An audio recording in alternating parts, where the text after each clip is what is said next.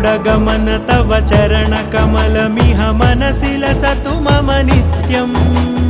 गरुडगमन तव चरणकमलमिह मनसि लसतु मम नित्यम्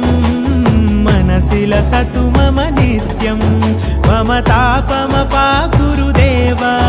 मम पापमपाकुरु देव मम तापमपाकुरु देव मम पापमपाकुरु देव